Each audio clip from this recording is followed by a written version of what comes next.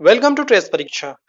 Dear student, exam view of point से general knowledge के जितने भी इंपॉर्टेंट क्वेश्चन बन सकते हैं आज हम इस वीडियो में बिल्कुल टॉपिक वाइज डिस्कस करने वाले हैं। तो वीडियो को एंड तक जरूर देखें और वीडियो में दिए गए क्वेश्चंस को जरूर अटेम्प्ट करें और देखें कि आप कितने क्वेश्चंस को अटेम्प्ट कर पाते हैं। इस वीडियो में हम लोग हिस्ट्री पार्ट से बिल्कुल टॉपिक वाइज क्वेश्चन को समझेंगे। अगर आप चैनल पर नए हैं तो चैनल को सब्सक्राइब कर लीजिए, साथ ही साथ बेल आइकन को जरूर प्रेस कर लीजिए जिससे कि आने वाली अगली वीडियो का नोटिफिकेशन आपको मिल सके। इस वीडियो की पीडीएफ फाइल आप हमारे टेलीग्राम ग्रुप को ज्वाइन कर बिल्कुल फ्री ऑफ कॉस्ट डाउनलोड कर सकते हैं। टेलीग्राम का लिंक इस वीडियो के डिस्क्रिप्शन में दे दिया गया है, तो आप वहां जाकर डाउनलोड कर सकते हैं। और लास्ट में आप लोग के लिए क्वेश्चन भी रहेगा, उस क्वेश्चन का आंसर आप लोग को कमेंट सेक्शन में देना है। इस क्वेश्चन के बारे में जितना ज्यादा से ज्यादा आप लोग को पता हो आप लोग लिखा करो, क्योंकि जो आप लोग लिखते हो उससे आप लोग की मेमोरी पावर स्ट्रांग होती है और वो लॉन्ग टाइम तक आपके मेमोरी में याददाश्त बनी रहती है। ठीक है, तो चलिए बढ़ते हैं क्वेश्चंस की तरफ। फर्स्ट क्वेश्चन, आरंभिक वैदिक साहित्य में सर्वाधिक वर्णित नदी है? ए सरस्वती, बी गंगा, सी सतलज, डी सिंधु। तो इस क्वेश्चन का आंसर होगा डी, यानी कि सिंधु नदी। ठीक है, नेक्स्ट क्वेश्चन, आध्यात्म ज्ञान के विषय में नचिकेता और यम का संवाद किस उपनिषद में प्राप्त होता है? ए केन उपनिषद, बी बृहदारण्य उपनिषद, सी कठोपनिषद, डी छांदोग्य उपनिषद। तो इस क्वेश्चन का आंसर होगा सी, यानी कि कठोपनिषद। अच्छा, नचिकेता और यम का संवाद तो इस कठोपनिषद में प्राप्त होता है, परंतु ब्रह्मा विष्णु और महेश इसका जो कि इन तीनों का जो कि संवाद किस में प्राप्त होता है, तो ये जलोपनिषद में प्राप्त होता है। नेक्स्ट क्वेश्चन, भारत के किस स्थल की खुदाई से लौह धातु के प्रचलन के प्राचीनतम प्रमाण मिले हैं? ए कौशाम्बी, बी हस्तिनापुर, सी अतरंजी खेड़ा, डी तक्षशिला। तो इस क्वेश्चन का आंसर होगा सी, अतरंजी खेड़ा से। ठीक है, अच्छा अतरंजी खेड़ा कहाँ है? तो अतरंजी खेड़ा ये यूपी में स्थित है, यूपी के एटा जिले में, ठीक है, स्थित है। यह एक प्राग ऐतिहासिक और ऐतिहासिक खुदाई पुरातात्विक स्थल है। ठीक है, अतरंजी खेड़ा। यहाँ पे हड़प्पा कालीन धान की खेती जो कि यहाँ पे हड़प्पा कालीन के धान की खेती के साक्ष्य भी यहाँ से अतरंजी खेड़ा से प्राप्त हुए हैं। और यहाँ से जो कि काले बर्तन और मृद भांड भी यहाँ से अतरंजी खेड़ा से प्राप्त हुए हैं। अगर अतरंजी खेड़ा के शासक की बात कर लेते हैं तो अतरंजी खेड़ा का शासक कौन था? तो अतरंजी खेड़ा का शासक राजा वेन था, जो कि बौद्ध धर्म को मानता था। ठीक है, नेक्स्ट क्वेश्चन, यज्ञ संबंधित विधि विधानों का पता चलता है? ए ब्राह्मण ग्रंथों से, बी ऋग्वेद से, सी सामवेद से, डी यजुर्वेद से। तो इस क्वेश्चन का आंसर होगा डी, यजुर्वेद से। अच्छा, अभी तक आप हमारे चैनल को सब्सक्राइब नहीं किए हैं तो प्लीज सब्सक्राइब कर लीजिए। बगल में एक बेल आइकन बन के आया होगा, उसको ऑल पे क्लिक कर लीजिए। ठीक है, जिससे कि आने वाली अगली वीडियो का नोटिफिकेशन आपको मिल सके। आप हमें इंस्टाग्राम Ronnie_M98 पर भी फॉलो कर सकते हैं, वहां भी मैं डेली के डेली क्वेश्चंस को पोस्ट करता हूं, वहां भी आप लोग आकर आंसर कर सकते हैं। नेक्स्ट क्वेश्चन, कौन सा वेद अंशतः गद्य रूप में लिखी गई है? ए ऋग्वेद, बी यजुर्वेद, सी सामवेद, डी अथर्ववेद। तो इस क्वेश्चन का आंसर होगा बी, यजुर्वेद। ठीक है, इस क्वेश्चन का आंसर होगा बी, यजुर्वेद। अच्छा, यजुर्वेद यह गद्य और पद्य दोनों में लिखा गया है। ठीक है, गद्य और पद्य दोनों में लिखा गया है। अगर बात कर लेते हैं, यहाँ पे चारों वेद दिए गए हैं, ऋग्वेद, यजुर्वेद, सामवेद, अथर्ववेद। इनमें से सबसे ओल्ड यानी कि पुराना, सबसे पुराना कौन सा वेद है? तो ये ऋग्वेद है, सबसे पुराना वेद है। ठीक है, सबसे पुराना वेद कौन सा है? ऋग्वेद है। ठीक है, अच्छा वेदों के जो कि रचयिता कौन है? ठीक है, इनके रचयिता कौन है? तो इनके रचयिता महर्षि व्यास द्वैपायन जी हैं। ठीक है, अच्छा अगर यहाँ पे वेद दिए गए हैं तो इनके बारे में कुछ बातें कर लेते हैं। ठीक है, तो टोटल तो 4 वेद हैं। ठीक है, ऋग्वेद, यजुर्वेद, सामवेद, अथर्ववेद। अगर इनके जो कि ज्ञाताओं की बात कर ले, इनके वेद के उपवेद की बात कर लिया जाए तो इनके, चलिए बढ़ते हैं, देखते हैं इनके बारे में। तो अगर इनके उपवेद की बात करें, ठीक है, तो इनके उपवेद की अगर बात करें तो ऋग्वेद का उपवेद कौन है? तो आयुर्वेद है। ठीक है, ऋग्वेद का उपवेद क्या है? आयुर्वेद। अगर सामवेद की जो कि यजुर्वेद की बात करें तो यजुर्वेद का उपवेद क्या है? धनुर्वेद है। ठीक है, अगर यहाँ सामवेद दिया है तो सामवेद का जो कि उपवेद क्या है, तो गंधर्व वेद है। ठीक है, सामवेद का उपवेद गंधर्व वेद है। और यहाँ अथर्ववेद दिया है, तो अथर्ववेद का उपवेद क्या है, तो शिल्प वेद है। ठीक है, शिल्प वेद। अगर बात करें इनके ज्ञाताओं की, ठीक है, ऋग्वेद के ज्ञाताओं की अगर बात करें तो ऋग्वेद के ज्ञाता होते हैं जो कि इनको क्या बोलते हैं, इनको होत्र बोलते हैं। ठीक है, ऋग्वेद के ज्ञाता को बोलते हैं होत्र। और अगर सामवेद, सामवेद यहाँ जो कि यजुर्वेद दिया है, ठीक है, यजुर्वेद, तो यजुर्वेद के ज्ञाता को क्या बोलते हैं, अधर्यु बोलते हैं। ठीक है, यहाँ सामवेद दिया है तो सामवेद के जो कि ज्ञाता को क्या बोलते हैं, उद्गाथा बोलते हैं। ठीक है, और यहाँ अथर्ववेद दिया है तो अथर्ववेद के जो कि ज्ञाता को क्या बोलते हैं, ब्रह्मा। ठीक है, ब्रह्मा, अथर्ववेद के ज्ञाता को क्या बोलते हैं, ब्रह्मा। अगर इनके उपवेदों की बात करें, उपवेदों के ज्ञाता की बात करें तो ऋग्वेद का जो कि उपवेद क्या होता है, जो कि आयुर्वेद होता है। अगर आयुर्वेद के ज्ञाता की अगर बात करें तो क्या होता है, तो प्रजापति होता है। ठीक है, आयुर्वेद के ज्ञाता को क्या कहते हैं, प्रजापति कहते हैं। यहाँ यजुर्वेद है, यजुर्वेद का उपवेद क्या है, तो यजुर्वेद का उपवेद है धनुर्वेद। अगर धनुर्वेद के ज्ञाता की अगर बात करें तो धनुर्वेद की ज्ञाता को क्या कहते हैं, विश्वामित्र। ठीक है, और यहाँ सामवेद दिया है तो सामवेद का जो कि उपवेद क्या होता है, तो सामवेद का उपवेद होता है गंधर्व वेद। अगर गंधर्व वेद के ज्ञाता की अगर बात करें तो नारद उनको बोलते हैं। ठीक है, जो कि सामवेद का उपवेद होता है गंधर्व वेद, अगर गंधर्व वेद की ज्ञाता को बोलते हैं नारद। ठीक है, यहाँ पे अथर्ववेद दिया है तो अथर्ववेद का उपवेद होता है शिल्प वेद। ठीक है, अगर शिल्प वेद उपवेद होता है, और अगर जो कि शिल्प वेद के ज्ञाता को क्या बोलते हैं, तो शिल्प वेद को ज्ञाता को बोलते हैं विश्वकर्मा। ठीक है, अच्छा यहाँ पे तो जो कि वेदों के बारे में पता चल गया। ठीक है, अ, वेदों के जो कि ब्राह्मण ग्रंथों के बारे में कुछ लोग हम लोग जान लेते हैं। ठीक है, तो यहाँ पे ऋग्वेद दिया है तो ऋग्वेद का ब्राह्मण ग्रंथ क्या होता है, ऐतरेय और कास्तकीय। ठीक है, ऋग्वेद का ब्राह्मण ग्रंथ होता है ऐतरेय और कास्तकीय। ठीक है, यहाँ पे यजुर्वेद दिया हुआ है तो यजुर्वेद का ब्राह्मण ग्रंथ क्या होता है, तो यजुर्वेद का ब्राह्मण ग्रंथ होता है तैतरेय और सतपथ।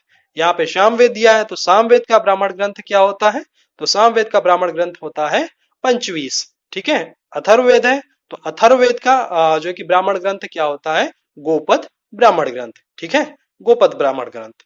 ठीक है, और अगर यहाँ पे इनके इतना बारे में पता चल गया। ठीक है, तो अगर बात करें हम लोग जो है कि वेदांगों के बारे में, यहाँ पे अगर वेदों के बारे में अगर बात ही कर रहे हैं तो बाकी सबके बारे में भी बातें कर लीजिए। ठीक है, तो यहाँ पे वेदांग कितने होते हैं, टोटल वेदांग होते हैं 6 प्रकार के वेदांग होते हैं। कौन कौन से होते हैं, व्याकरण, ज्योतिष, निरुक्त और शिक्षा, कल्प और छंद। ये 6 प्रकार के जो कि वेदांग होते हैं। ठीक है, और अगर बात करें उपनिषद की तो उपनिषद कितने होते हैं, तो उपनिषद टोटल 13 जो कि 108, सॉरी 108 उपनिषद होते हैं, बाकी 13 को मान्यता मिला है। ठीक है, तो जो कि अगर पुराण की बात करें तो पुराण कितने हैं, तो पुराण 18 पुराण है। ठीक है, अगर एग्जाम व्यू पॉइंट से अगर देखें तो इसमें 3 मुख्य रूप से हैं जो कि विष्णु पुराण, ठीक है, मत्स्य पुराण और वायु पुराण। ठीक है, अगर विष्णु पुराण की बात करें तो विष्णु पुराण जो कि इसकी जानकारी किस वंश में मिलती है, तो ये मौर्य, जो कि मौर्य वंश में मिलती है। ठीक है, मौर्य काल में मिलती है। ठीक है, अगर मत्स्य पुराण की अगर बात करें तो ये सातवाहन में मिलती है इसकी जानकारी। ठीक है, अगर वायु पुराण, अगर इसके जो कि वायु पुराण की बात करें तो ये गुप्त वंश में इसकी जानकारी हमें देखने को मिलती है। ठीक है, इतना आप लोग को वेद पुराण और जो कि उपनिषद के बारे में पता चला। अगर जो कि स्मृति साहित्य की अगर हम थोड़ा बहुत बात कर लें तो स्मृति साहित्य टोटल कितने 36 है, जो कि एग्जाम व्यू पॉइंट से आपको 2 ही याद रख लेने हैं, जो कि यज्ञवाल्य और दूसरा मनुस्मृति। ठीक है, जो कि संस्कारों की अगर बात कर ले तो इसमें 16 संस्कार होते हैं। ठीक है, और 16 संस्कार इसके वो किसके अंतर्गत आते हैं, किस साहित्य के, तो ये मनुस्मृति साहित्य के अंतर्गत 16 संस्कार आते हैं। देखिए आप लोग क्वेश्चंस की क्वांटिटी पे मत जाइए। ठीक है, क्वेश्चंस की क्वालिटी पे आप लोग गौर करिए। ठीक है, क्वेश्चंस की क्वांटिटी होने से कोई मतलब नहीं होता है जब तक आप लोग क्वेश्चंस की क्वालिटी को नहीं समझेंगे। ठीक है, अगला क्वेश्चन है, प्राचीनतम व्याकरण अष्टाध्यायी के रचनाकार हैं, ए कपिल, बी पतंजलि, सी पाणिनि, डी गौतम। तो इस क्वेश्चन का आंसर होगा सी पाणिनि। ठीक है, नेक्स्ट क्वेश्चन, संस्कारों की कुल संख्या कितनी है? अभी आप लोग को हमने ऊपर के क्वेश्चन में बता ही दिया हूं। ए 10, बी 15, सी 16, डी 18। तो इस क्वेश्चन का आंसर होगा सी, यानी कि 16। ठीक है, कुल हमारा जो कि 16 संस्कार होते हैं। ठीक है, नेक्स्ट क्वेश्चन, इनमें से कौन 3 ऋणों में शामिल नहीं है? ए पितृ ऋण, बी मातृ ऋण, सी ऋषि ऋण, डी देव ऋण। तो इस क्वेश्चन का आंसर होगा बी, यानी कि मातृ ऋण। अच्छा, ये जो कि बाकी ये सभी सभी ऋणों में शामिल है, जो कि ये सभी तीन हमारे जो कि ऋण कितने होते हैं? तो 3 प्रकार के ऋण होते हैं, देव ऋण, ऋषि ऋण और पितृ ऋण। ये 3 प्रकार के ऋण होते हैं। ठीक है, अगर यहाँ जो कि बात कर ले पुरुषार्थ की, तो पुरुषार्थ कितने प्रकार के होते हैं? तो पुरुषार्थ 4 प्रकार के होते हैं। ठीक है, धर्म, अर्थ, काम और मोक्ष। ठीक है, धर्म से संबंधित अगर बात करें तो धर्म से संबंधित कर्तव्य आ जाते हैं। ठीक है, और अर्थ से संबंधित अगर बात करें, धर्म, अर्थ, काम और मोक्ष। अर्थ को अगर मान ले तो वो पैसे से संबंधित आ जाता है। ठीक है, नेक्स्ट क्वेश्चन, मनुस्मृति मुख्यतया संबंधित है ए राज्य कार्य पद्धति से, बी समाज व्यवस्था से, सी कानून से, डी विज्ञान से। तो इस क्वेश्चन का आंसर होगा बी, समाज व्यवस्था से मनुस्मृति मुख्यतः संबंधित है। नेक्स्ट क्वेश्चन, ऋग्वेद में कितने सूक्त होते हैं?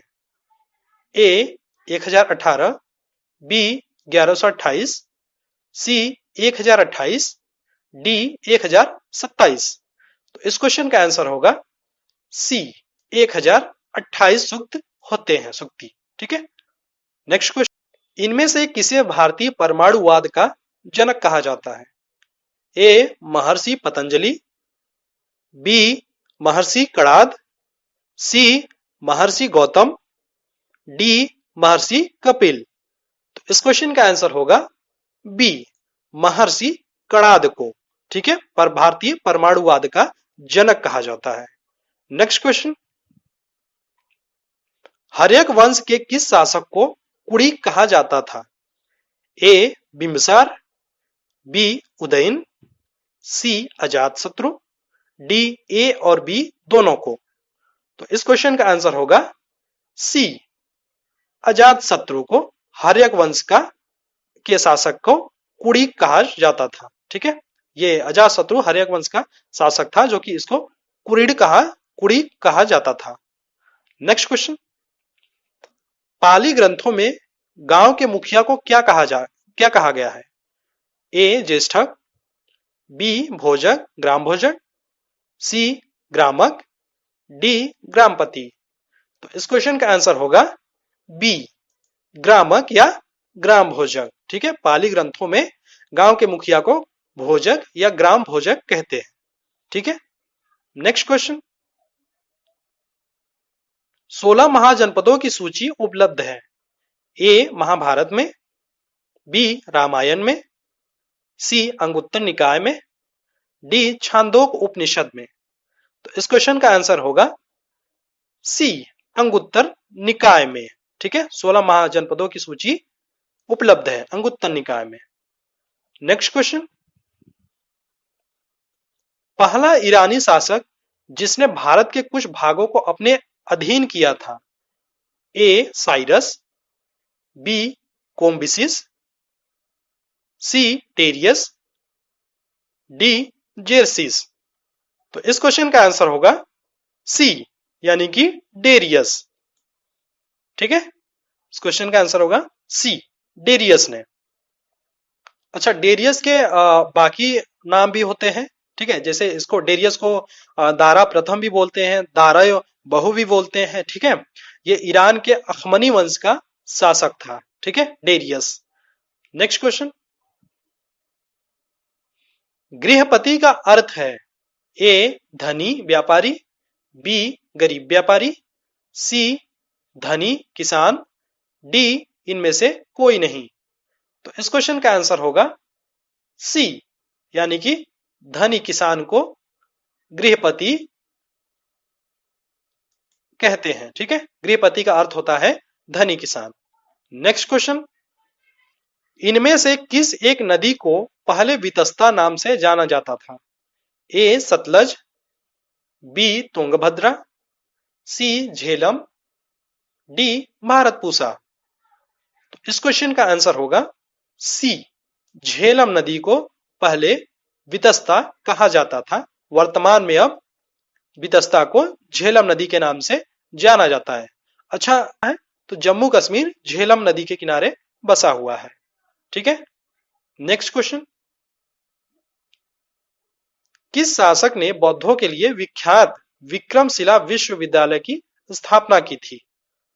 ए देवपाल, बी महीपाल, सी गोपाल, डी धर्मपाल। तो इस क्वेश्चन का आंसर होगा डी, धर्मपाल ने विख्यात विक्रमशिला विश्वविद्यालय की स्थापना की थी। अच्छा, विख्यात विक्रमशिला विश्वविद्यालय कहां पर है? तो ये विख्यात विक्रमशिला विश्वविद्यालय ये भागलपुर में है। ठीक है, बिहार के भागलपुर जिले में स्थित है। ठीक है, अच्छा, अगर बात करें धर्मपाल को, तो ये किस वंश से संबंधित थे? तो ये धर्मपाल पाल वंश से संबंधित है। अगर पाल वंश की बात यहाँ कर लिए गए हैं, तो पाल वंश के संस्थापक कौन थे? तो पाल वंश का संस्थापक गोपाल थे। ठीक है, गोपाल। उसके बाद सेकेंड में ये धर्मपाल आते हैं। ठीक है, पहला गोपाल जो कि धर्मपाल के संस्थापक बोला जाता है इनको, यानी कि बोला क्या जाता है। ठीक है, गोपाल। उसके बाद इनके बेटे धर्मपाल। ठीक है, धर्मपाल, ये इनको यही धर्मपाल ही जो कि विक्रमशिला विश्वविद्यालय की स्थापना किए थे। ठीक है, अगर बात कर ले जो कि गोपाल की, ठीक है, तो गोपाल इन्होंने जो कि बिहार में, बिहार शरीफ में ओदंतीपुरी यूनिवर्सिटी की स्थापना किए थे। ठीक है, गोपाल जो कि बिहार शरीफ में, ठीक है, बिहार का ही एक जो कि जगह है। ठीक है, जो कि गोपाल ओदंतपुरी यूनिवर्सिटी की स्थापना किए थे। ठीक है, उसके बाद आते हैं थर्ड नंबर पे जो कि देवपाल। ठीक है, देवपाल आते हैं। अच्छा, धर्मपाल की अगर बात करें, तो धर्मपाल के जो कि शासन काल में इन्होंने बहुत ज्यादा युद्ध किया। ठीक है, अगर युद्ध जो करता है जानते ही है, उनका विनाश ही होता है। ठीक है, युद्ध करने से जो कि फायदा तो होता नहीं है, लॉस ही होता है। ठीक है, जो कि, ठीक है, तो जो कि इनके बाद बहुत ज्यादा युद्ध किया। उसके बाद थर्ड पे आते हैं देवपाल। देवपाल आते हैं तो इनके धर्मपाल के शासनकाल में युद्धों से काफी ज्यादा विनाश हो चुका था। तो देवपाल जो कि देवपाल के काल में कुछ ऐसा कुछ खास रहा नहीं।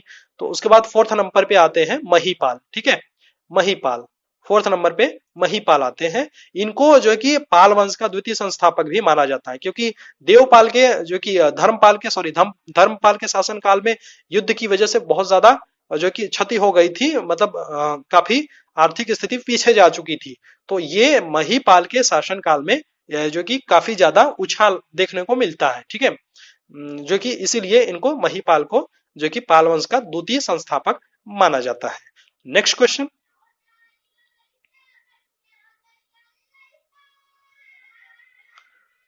सर्वप्रथम शून्यवाद यानी कि शून्यता का सिद्धांत का प्रतिपादन करने वाले बौद्ध दार्शनिक का क्या नाम था? ए असंग, बी वसुबंधु, सी नागार्जुन, डी इनमें से कोई नहीं। तो इस क्वेश्चन का आंसर होगा सी, नागार्जुन। Next question. इनमें से कौन सबसे पूर्वकालिक ग्रंथ कहलाता है? ए 12 उपांग, बी 14 पूर्व, सी 14 अपूर्व, डी 12 अंग। तो इस क्वेश्चन का आंसर होगा बी, 14 पूर्व को। अच्छा, पिछले वीडियो में आप लोग से क्वेश्चन पूछा गया था, प्राचीन भारत में निष्क से जाने जाते थे। ए चांदी के सिक्के, बी सोने के सिक्के, डी पीतल के सिक्के, और सी पशु। तो इस क्वेश्चन का आंसर होगा, ठीक है, स्वर्ण आभूषण होगा इस क्वेश्चन का आंसर। इनमें से कोई नहीं होगा। अगर जो सोचते हैं कि सोने के सिक्के होगा, तो सोने के सिक्के नहीं होंगे, स्वर्ण आभूषण होंगे। ठीक है, अच्छा, सोने के सिक्के यहाँ पे हमने मेंशन कर रखा है कि इस प्रश्न का सही उत्तर स्वर्ण आभूषण होगा। ठीक है, अगर जिन्होंने सोचे हैं कि जो कि सोने के सिक्के होंगे, परंतु वो सोने के सिक्के नहीं होंगे, क्योंकि स्वर्ण आभूषण और सोने के सिक्के में फर्क होता है। स्वर्ण आभूषण उसे बोलते हैं जो कि हम पहन सके, जो कि जो पहना जा सके, उन्हें आभूषण बोलते हैं। ठीक है, और सिक्के उन्हें बोलते हैं जो मुद्रा को बोलते हैं। ठीक है, जो कि सिक्के मुद्राओं में आ जाते हैं। ठीक है, स्वर्ण आभूषण जिसको कि हम लोग यानी मनुष्य पहन सके, ठीक है, उसको स्वर्ण आभूषण बोलते हैं। ठीक है, आप लोगों के लिए आज का ये प्रश्न है, कश्मीर में कनिष्क के शासन काल में जो बौद्ध संगीति आयोजित हुई थी उसकी अध्यक्षता किसने की थी? ए नागार्जुन, बी शूद्रक, सी पार्स, डी वसुमित्र। तो इस क्वेश्चन का आंसर आप हमें कमेंट सेक्शन में जरूर बताएं। ठीक है, और आपको फिर से बोलता हूं कि इस क्वेश्चन के बारे में जितना ज्यादा से ज्यादा आप लोग को पता हो आप लोग लिखा करो, क्योंकि जो आप लोग लिखते हो उससे आपकी मेमोरी पावर, याददाश्त शक्ति काफी ज्यादा स्ट्रांग होती है और वो लॉन्ग टाइम तक आपके माइंड में याद बनी रहती है। ठीक है, ठीक है, वो मेमोराइज रहती है आपके माइंड में लॉन्ग टाइम तक। अच्छा, इस वीडियो की पीडीएफ आप हमारे टेलीग्राम ग्रुप ट्रेस परीक्षा को ज्वाइन करके आप वहां से डाउनलोड कर सकते हैं, बिल्कुल फ्री ऑफ कॉस्ट। ठीक है, आप हमें इंस्टाग्राम Ronnie_M98 पर भी फॉलो कर सकते हैं। ठीक है, वहां भी मैं डेली के डेली क्वेश्चंस को पोस्ट करता हूं। अगर आप हमारे यूट्यूब चैनल ट्रेस परीक्षा को सब्सक्राइब नहीं किए हैं तो प्लीज उसको सब्सक्राइब कर लीजिए। ठीक है, आपको ये वीडियो कैसा लगा प्लीज हमें कमेंट सेक्शन में जरूर बताएं। अगर आपको अच्छा लगा तो ये वीडियो को सब्सक्राइब और शेयर जरूर किया करो। ठीक है, मिलते हैं अगले वीडियो में। Thank you.